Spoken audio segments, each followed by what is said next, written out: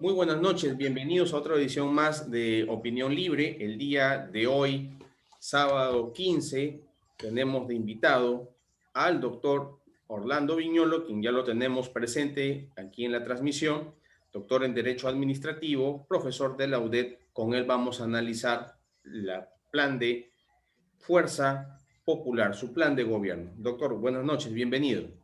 Muchas gracias, señor Rodríguez. Bueno, encantado de estar en Opinión Libre, a su disposición. Bueno, doctor, ya la semana pasada habíamos analizado el plan de gobierno de Perú Libre y definitivamente necesitamos saber, conocer cómo está estructurado el plan de gobierno de su contrincante, que en este caso es el partido Fuerza Popular. Cuéntenos, coméntenos un poco cuál es su opinión técnica al respecto del plan de gobierno presentado ante el Jurado Nacional de Elecciones. Sí, de lo que he podido revisar, se nota que es un plan que está tratando de hacer las reformas de segundo piso que no se hicieron durante los años 90, ¿no? Sobre todo en un aspecto que creo que ha sido uno de los déficits más importantes en las últimas 2 décadas, que es el Estado social peruano, ¿no? ¿A qué me refiero con esto? A todo lo que involucra las actividades prestacionales o servicios sociales que se tienen que dar en favor de los desamparados.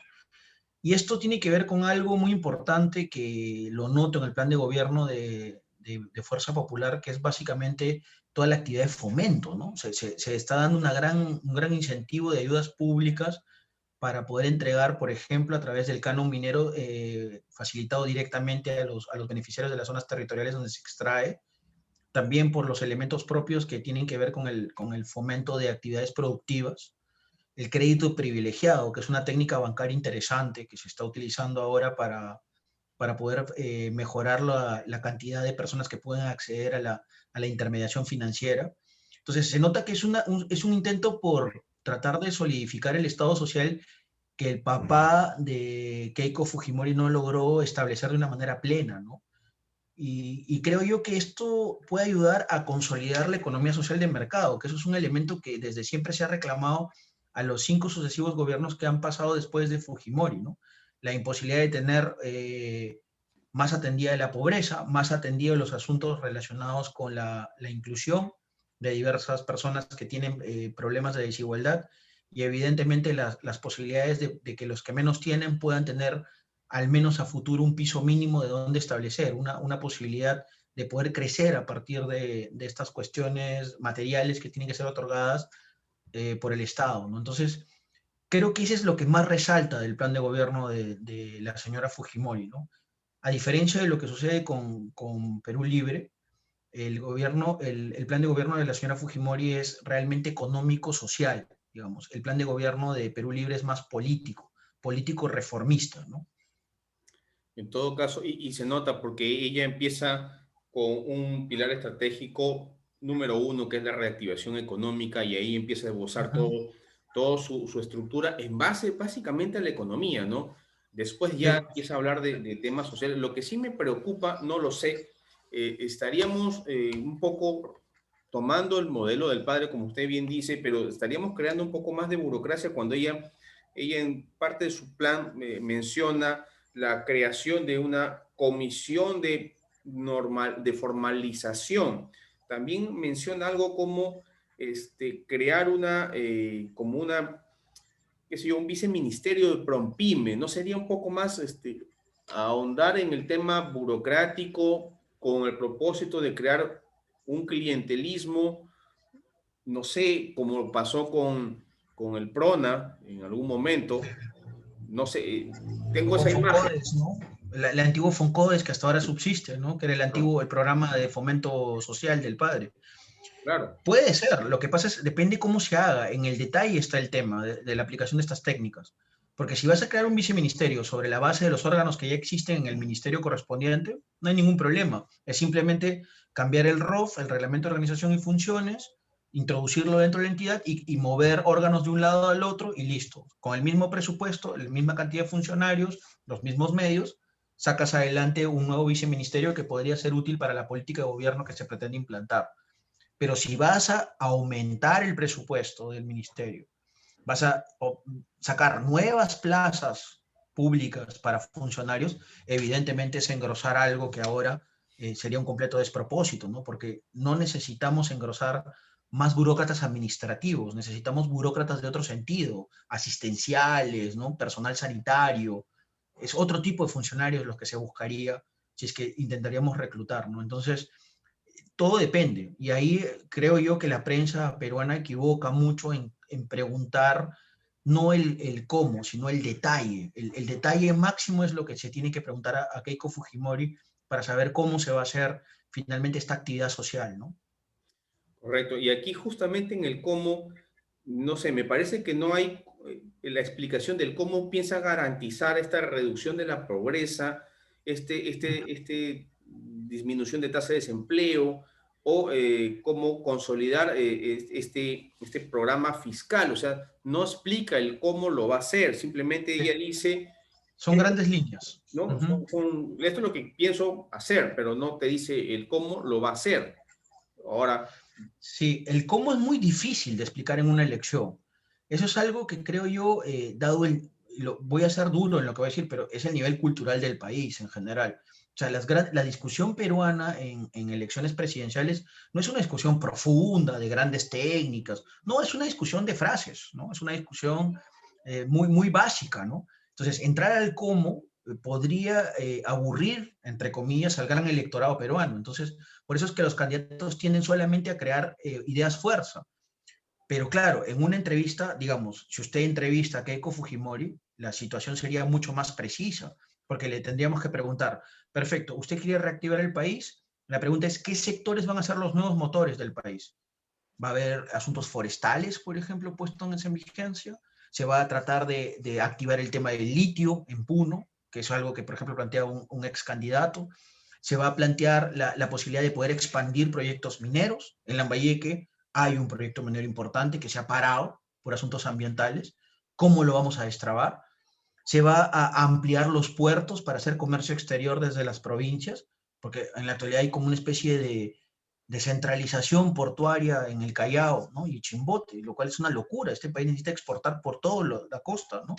Entonces, en el cómo del detalle, eh, creo que está ligado el tema final de si el programa de Keiko Fujimori puede ser eficiente a futuro.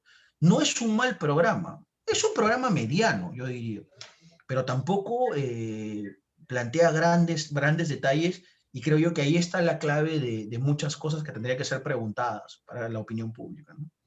correcto, pero doctor, justamente creo yo que esa es la ventaja que ahorita tiene Keiko al decir, yo no pienso hacer grandes cambios, pienso mantener el mismo sistema económico capitalista y casi el mismo modelo económico con algunas gotas de, qué sé yo, de asistencialismo, ¿no? El tema social, tratar de cerrar alguna que otra brecha que quedó ahí, como usted bien dice, ¿no? Tratar de hacer este segundo nivel de reformas que no se dieron en la época de sus padres. O sea, no hay mucha novedad con el plan de Keiko Fujimori. Es así. Yo creo que la novedad está en los detalles. El gran problema en los últimos 20 años es que los gobiernos han vivido del crédito que se logró en la liberalización del año 91. O sea, el gran problema peruano ha sido no profundizar en cosas que nos den la excelencia como país. Y esta es una recomendación si es que algún día lo ve algún estratega del plan de gobierno y si es que Keiko Fujimori llega a ganar, ¿no? Dependerá mucho de eso. Incluso esto también sirve para el señor Castillo. La gran reforma peruana no está en mover temas de sectores económicos, ni en tocar temas organizacionales ni procedimentales. La gran reforma peruana para entrar a ser un país de primer mundo es el funcionariado profesional. O sea, la gran reforma peruana es de la persona que sirve dentro de la administración pública y el Estado en general. Ahí es donde tiene que concentrarse todos los grandes esfuerzos de los gobiernos que vengan. Si Perú logra construir un cuerpo burocrático profesional altamente íntegro y supremamente formado, que pueda ser el árbitro de las fuerzas del mercado y las fuerzas sociales, el país, de todas maneras, por su enorme empuje empresarial, porque es un país de empresarios finalmente, va a entrar al primer mundo, en esta generación o la siguiente, pero va a entrar. Pero necesitamos hacer esa gran reforma y yo no noto que ninguno de los dos candidatos esté concentrado en hacerlo. Y lo pongo con un solo ejemplo. Eh, los países europeos, los continentales, los que pertenecen a la Comunidad Europea, lograron solidificar sus democracias a partir de tener burocracias permanentes, burocracias que no se cambiaban con los cambios de gobierno o que sucedían a partir de la elección por votos. En ese momento se logró estabilizar el país. Y no importaba qué gobierno llegara, ese gobierno tenía que asumir las posibilidades de las riendas del país con esa burocracia profesional. Entonces, ahí está la clave de muchas cosas, porque se logró estabilidad, se logró el mantenimiento de las grandes políticas de Estado, que es lo que hablan muchos en este acuerdo nacional, y sobre todo se pudo generar una alta capacidad de respuesta de la administración pública ante los cambios.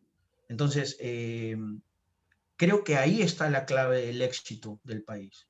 No hay que hacer tantos cambios, hay que hacer el cambio importante, digamos. Justamente algo esbozó, no sé si me equivoqué, dentro del plan de gobierno de Fuerza Popular, justamente en su plan estratégico 1, de reformas económicas, hablaba someramente sobre mejorar la profesionalización del burócrata, ¿no? Como que lo esbozó por ahí muy Muy ligero. sutilmente, ¿no? No con un empuje fuerte, porque voy a salirme un poco del plan de gobierno de Keiko Fujimori y también obviamente, de los planes de gobierno. La ley Servir que se dio hace unos años atrás no pudo ser aplicada porque justamente lo que buscaba era que existiera una verdadera meritocracia en todos los órganos de gobierno.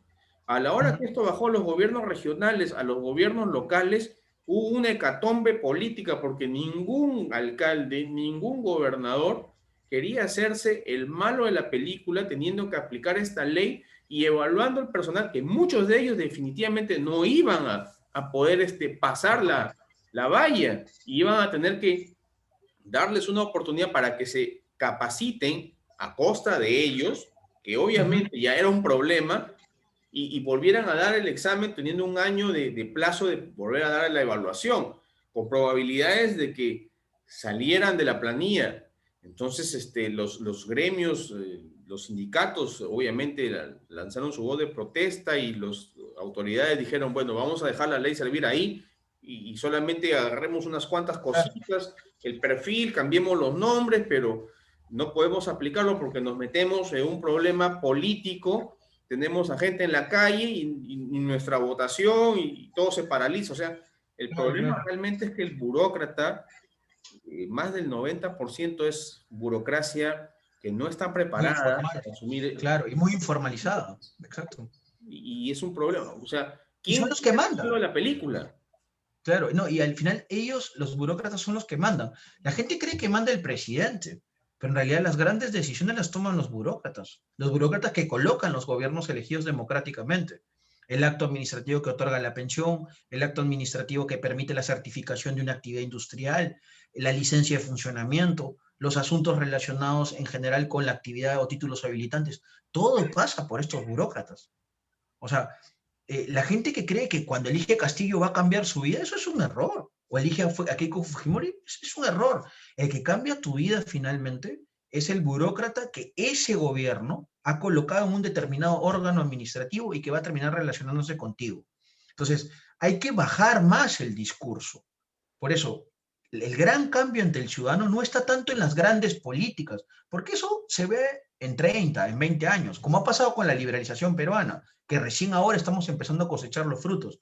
El cambio cotidiano, el cambio que impacta en los derechos de los ciudadanos, se ve en la burocracia de diario, en la actividad que hace el funcionario a través de los procedimientos administrativos, en la tramitación de las actividades materiales y técnicas, en las posibilidades de poder relacionarse con cortesía con el ciudadano. Ahí es donde se nota el contento o el descontento final de la nación, que es finalmente a quien sirve el gobierno. Por eso es que está mal enfocado el tema en Perú. Y eso lamentablemente la prensa, la gran prensa nacional no lo plantea. Se concentran en realmente los grandes temas coyunturales, pero el gran tema de fondo es ese, a mi modo de ver. Así es, correcto. Y yo comparto mucho su opinión porque realmente los papeles no los mueve el alcalde, los papeles no los mueve el gobernador, ni el presidente, ni el ministro, los papeles los mueve la secretaria, el conserje el especialista, el técnico, el jefe de la oficina, ellos son los que mueven todo. Pero por eso digo, podríamos cambiar o con uno o con otro, ¿no? Saliéndonos un poco ya del plan de gobierno de Keiko Fujimori, ¿qué tanto podrá cambiar el aparato público, ¿no? Al menos Regenerarlo, difícil, ¿no? Tienes que complicado. tener un gran talante político yo lo digo con sinceridad, solo personas de una altísima capacidad de liderazgo político son los que pueden emprender este tipo de reformas tan profundas, que son las que cambian los países. ¿Ah? En el Perú todavía no hemos tenido nuestro Napoleón. Yo estoy esperándolo. Yo espero morirme conociendo a nuestro Napoleón Bonaparte, aquel que hizo regenerar la función pública, transformó la administración pública y la enrumbó a ser un país de primer mundo. Yo estoy esperando que surja él. Quizás los votos democráticos algún día nos lo darán, pero todos los candidatos tienen que aspirar a ser el regenerador de la función pública, porque finalmente es ahí donde se concentran los grandes esfuerzos para poder liquidar los problemas nacionales, ¿no? Definitivamente complicado porque creo que el Perú no tiene una historia de padres de la patria que puedan transformar una nación como tuvo Argentina, con San Martín, como tuvo Venezuela, con Bolívar, entre No otros. tenemos tradición burocrática, es verdad, pero No, sí no. tenemos una gran tradición, de impulso empresarial. Entonces, quizás del mundo empresarial tiene que venir el gran regenerador de la función pública. Quizás del mundo privado, del mundo universitario, es de donde venga el regenerador de la administración pública peruana. Ya se ha demostrado que en la interna no funciona. Los que han venido de abajo y han crecido para ser presidentes, tipo Yantumala, que vino desde un cuerpo militarizado a ser presidente, o el propio Alan García, que fue congresista, no funcionaron. Entonces, se necesita quizás una persona que tenga de los dos lados, que vea el mundo privado, conozca lo que sufren los ciudadanos y conozca el mundo público también. Y a partir de eso, de esa síntesis, pueda crear una regeneración del personal administrativo de nuestras administraciones públicas, ¿no? Digamos, tiene que ser un líder bastante característico. No, no es alguien común. No, Definitivamente no no es es alguien alguien común. común. No es alguien Y común. evidentemente ninguno de los dos actuales lo tienen. Creo que se acerca más Keiko, ¿no? Porque viene del lado privado, ¿no? Pero Pedro Castillo no tiene trayectoria para hacer esto, ¿no? Ese es el tema de fondo. Hay que tener un nivel de trayectoria, una cantidad de años de servicio para poder tener esta capacidad nueva de regenerar la función pública, ¿no?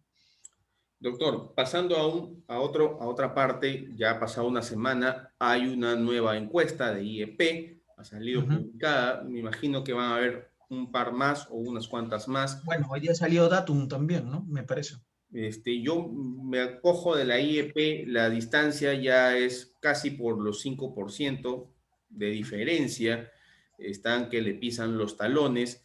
¿Qué es lo que está pasando con el comportamiento del votante en esta última semana? ¿Cuál es su percepción al respecto? Voy a hablar de mi percepción como ciudadano, porque evidentemente yo no soy un experto en opinión pública, yo soy de derecho administrativo, pero como ciudadano siento algo. Los candidatos tienen que empatar con la clase económico-social más importante del país, que es la clase media, que es donde está ubicado el grueso de la población peruana. El 60% o más de este país es de clase media, o sea, tiene un sueldo, vive decentemente de su trabajo, es urbano normalmente, por eso es el gran mito del voto rural. El voto rural está medido, pero es pequeño, o sea, no llega a ser ni el 25 o 30% del electorado. Entonces, ese voto de clase media es el que va a definir el próximo presidente del Perú. Y el lenguaje que se utilice en las próximas semanas va a decidir que los indecisos de esa clase media sean los que terminen inclinando la balanza para un lado y para el otro. Hasta ahora ya está metido en ambos lados el grueso del electorado que cada uno podría conseguir. Lo que venga a partir de ahora es sumar indecisos. ¿Quién tiene más capacidad para captar esos indecisos? Es una buena pregunta, porque esos indecisos no son rurales, son de ciudad. Son personas que tienen trabajo, son personas que viven de empresas o viven en la administración pública o son emprendedores. Entonces, quien tenga un mejor lenguaje para calzar con ellos son los que finalmente terminarán sumando los puntos que lo harán presidente o la señora Fujimori o el señor Castillo, ¿no? En ese contexto y en ese ciclo de ideas, eh, ¿qué sucederá con este plan 200 que ya ha visto Sí. luces, ya ha salido algo al público, pero que creo que mañana está, bueno, no sé si van a estar en el penal Santa Mónica o de Puede repente que sí, no, puede que no. no sé, Claro. o puede estar más bien presentando ese plan 200, ha salido del Castillo papá, decir mi hijo no debe estar en el APRA, ¿qué hace aquí? ¿No? Es de todo un tema, pero al menos las voces dicen que ya es la hoja de ruta de Ollanta Humala Ya cambiada a está a nombre, favor de él. ¿no? El problema es abajo. O sea, intentas ganar a los indecisos, pero el sector base de Pedro Castillo puede voltearse y votar nulo. O sea, está en una encrucijada. Si para crecer tiene que moderarse, pierde su base radical y perfectamente le pueden dar la espalda. Pero aquí hay un detalle que lo he visto en un Twitter, si no me equivoco, de Cerrón, justamente promoviendo la difusión del plan 200, o sea, como que Cerrón Ujú. presenta el plan 200, ¿no? Me Sí. imagino que con el propósito de decirle a su gente, cálmense, cálmense, esto es solamente, este es un anuncio literal, porque yo al final voy a hacer lo que voy a hacer, no sé, la Puede ser, deja. pero dependerá mucho de qué medidas tomen. Por ejemplo, si van a respetar la economía de mercado y ellos dicen que van a fomentar la inversión, se opone completamente a la nacionalización que habían venido pregonando. Entonces su gente se va a sentir confundida y ahí donde haya confusión van a perder votos. Ellos están en una encrucijada. Si mañana, por ejemplo, Pedro Castillo no va al debate que él mismo lanzó y que luego se retrocedió, va a perder muchos puntos con la clase media limeña, porque él tiene que capturar votos en Lima. En el sur ya no va a capturar más votos. Tiene que capturar en Lima y la costa norte. Y la clase media limeña y de la costa norte de Ica va a mirar la televisión mañana a las 3 de la tarde. Entonces, estás en una encrucijada. También si acepta el plan 200, que además tiene un nombre chavista, debieron escoger un nombre menos tendiente a, ¿no? Entonces, si plantea el plan 200 como una contradicción al ideario del partido, la base radical se va a enfurecer. Y esa base radical es sumamente ideologizada. Entonces ahí puedes perder 10 puntos fácilmente. Ahorita tienes que hacer todo movimiento para sumar. Si pierdes votos, es mejor no hacer el movimiento. Me parece que, por eso opino, ¿no? En el sentido de que ya dice el plan 200, ¿no? Es Uh el -huh. cliché de marquetero, ¿no? Que te lo presente tu secretario general, que es recontra ideologizado hacia el sistema comunista, pero que el Uh -huh. texto esté más ligado Tema de libre mercado. al libre mercado, como que va a confundir a esa base dura, a ese Dura. partidario duro, ¿no? Pero si es un plan como el de Chávez, lo presenta Cerrón, ¿no? Pero a la Pero larga, luego cuando lo lee dice, vamos a concesionar las minas. ¿Cómo crees que reaccionaría el votante de Cajamarca? Vota nulo.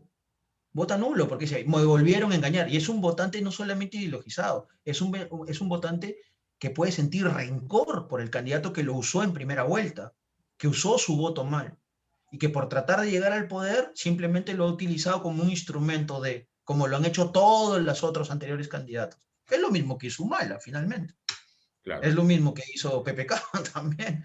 Es que la gente no entiende. En el fondo los votos, la sumatoria de votos, todos terminamos siendo instrumentos de algo. Porque no todos tenemos el candidato perfecto. No existe el candidato perfecto para todos. Siempre alguien tiene que ceder. Y esa es parte de la democracia representativa. El, Entonces, ¿es así?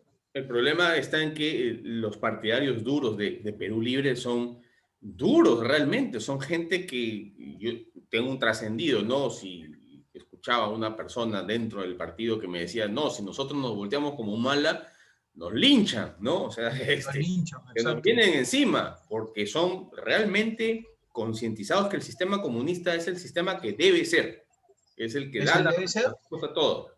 y tiene una bancada parlamentaria que defiende ese modelo. O sea, yo lo he visto en Twitter, lo he visto en las redes sociales. Hay varios señores que defienden el modelo colectivista, el modelo de eliminación de la propiedad privada, la recuperación de la gestión de los recursos naturales, la necesidad de estatizar todo lo posible de los sectores económicos. Entonces, si no se hace eso y se plantea un plan de gobierno al estilo Curburneo, que es el que está liderando el equipo económico, Curburneo cree en la inversión privada. Ha sido ministro de Ollanta Humala. El señor Salomón Lerner Guitis, que también está voceado como miembro de ese equipo, tiene inversión privada por todo lado, tiene inversiones en varios sectores. Entonces no se va a poner un cuchillo en el cuello, ¿no? Entonces, es una situación difícil porque además habla muy mal de las cosas que se hacen en Perú. Un proyecto político tiene que ser un proyecto cimentado. O sea, uno no va a entrar a gobernar la quinta economía de Latinoamérica, que es el Perú, que eso es lo que somos, ¿no? Solamente con ideas que se toman de aquí a allá en el momento de la segunda vuelta. Tiene que ser algo pensado, reflexionado, que además haya tenido algún resultado previo. No, acá están tomando, alquilando personas, trayéndote gente reciclada de la tecnocracia de Ollanta o del propio gobierno de Kuczynski para ver si pueden de alguna manera liquidar el problema de la falta de equipo técnico, que finalmente son los funcionarios que van a gobernar, que hemos estado hablando más temprano. No, es que aquí hay un problema. Aquí el problema está en captar los votos que les faltan para ganar, ¿no? Claro, Estoy y hablando, luego los pueden echar finalmente, ¿no? claro, o sea, es un poco complicado. ¿A quién creer? ¿A quién le creemos? ¿A Fuerza Popular? Porque el plan de gobierno es interesante, no es... Es normal, es un plan de gobierno normal, de un partido de centro, ¿no?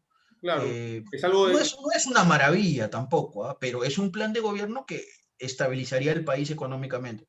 El plan de gobierno de Perú Libre no existe. O sea, hoy día viernes no existe. No se sabe cuáles son las medidas iniciales, qué se va a hacer en los 100 primeros días con el tema de la pandemia. No se sabe qué va a hacer en la gestión económica. Su única propuesta real es la reforma constitucional para la supresión de la Constitución. No tiene otra medida de gobierno. Entonces, es una situación compleja, ¿no? Extraoficialmente tengo entendido que ese plan 200 es el plan de gobierno que van a aplicar. ¿Ok? Extraoficialmente. Ahora, ¿Y quién confirma eso? no sé pues qué tanto dentro a las internas lo dejarán ser, ¿no? Y es Claro, todo un tema. Pero bueno, en fin, el análisis, al final, el plan de gobierno de la señora Fujimori es un plan del cual nosotros creo que la mayoría de peruanos estamos acostumbrados a ver, a sentir y que nos da cierta estabilidad. Y es básicamente el claro. análisis El final. valor agregado que tiene que tomar Keiko es que primero tiene que hacer un consenso parlamentario por primera vez en la historia después de su papá. O sea, no va a haber mayoría parlamentaria y ella tiene que cogobernar con 4 bancadas parlamentarias de centro y centro derecho. Lo tiene que hacer, porque si no, no va a poder gobernar el país. Y dos, tiene que dar un salto cualitativo con la función pública profesional. O sea, ya dejémonos de cosas. Con Vizcarra, con Sagasti, con Humala, no hemos hecho lo que teníamos que hacer. La tarea pendiente está en el lado público y hay que hacerlo de una manera profunda, con entereza, ¿no? Entonces, espero que la señora Fujimori lo tome. Y también el señor Castillo asuma el tema. O sea, si quiere dejar un legado, que eso es el tema de fondo, tiene que pensar en eso. Correcto, doctor May. Le agradezco su análisis del plan de gobierno de Fuerza Popular y el día de hoy a las 8:30 tenemos nuestra entrevista con la congresista Rosángela Bárbara Reyes para ya de repente hacer preguntas más específicas de lo que ha Es quedado lo que suelto es. en el plan de gobierno. Le agradezco Sí, su claro que sí. presentación el día de hoy. Muchas gracias. Muchas gracias, señor Rodríguez. Bueno, encantado y bueno, muy buenas noches. A usted. Bueno, Hasta luego. Cuídense. cuídese, señor Rodríguez. Ya nos estamos viendo.